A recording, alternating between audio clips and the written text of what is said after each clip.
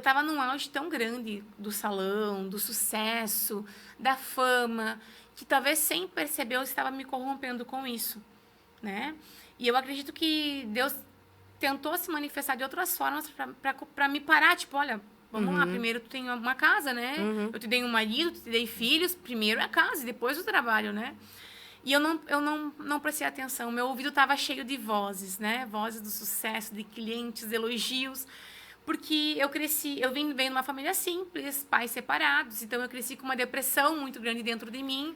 Então, eu me sentia incapaz para tudo. Quando eu comecei a ver que fazia sentido para as pessoas, que as pessoas amavam algo que eu fazia para elas, isso começou a gerar uma identidade minha. Eu tinha valor. Porque eu não me sentia com esse valor. Sim. Né? Não que meus pais não me dessem esse valor, mas devido à separação deles, eles têm sido pais muito novos, essa ausência que veio deles faz a gente crescer com uma certa rejeição, né? Sim. Tipo, não tem valor no nosso subconsciente, né? Isso.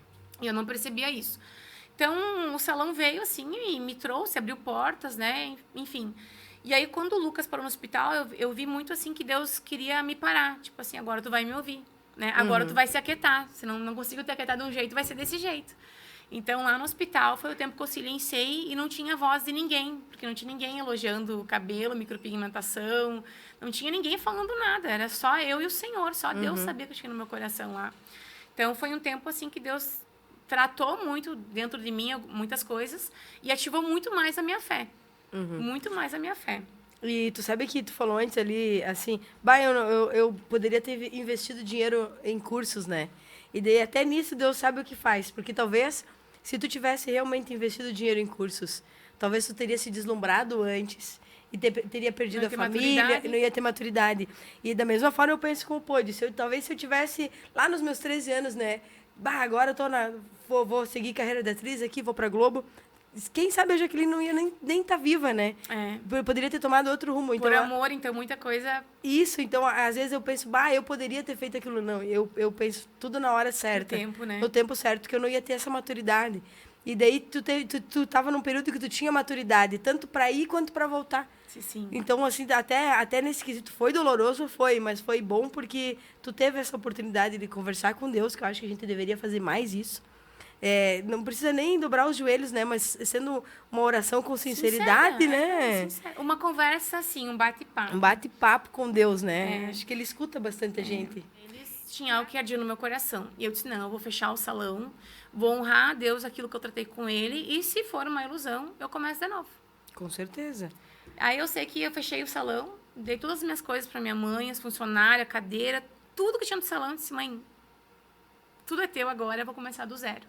E comecei do zero, apenas com espaço para fazer micropigmentação, né? Uma recepção, uma maca e um mocho. E deu. Feliz foi tua mãe. Tua mãe também acabou lucrando nessa... Sim, todo esse transtorno, esse vai e vem aí, ela acabou lucrando também. É verdade. E aí, eu sei que em 4 meses, nesse período, eu ia trabalhar amamentando no peito, o Lucas ali no carrinho. E em 4 meses eu não tinha mais horário para fazer design de sobrancelhas. Que sensacional, né? Da onde vinha tanta micropigmentação? Não sei. Era só a provisão de Deus. Mas olha só que interessante.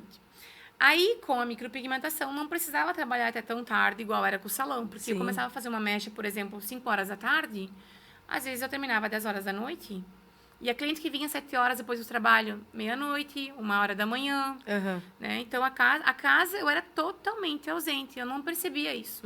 Então, eu comecei a chegar mais cedo em casa. Comecei a ter mais tempo em casa. Fazer uma janta, né? Ter a mesa. Né? A mesa posta na hora do almoço, por exemplo, não é a comida. Exatamente. Não é o comer, mas é o encontro, né?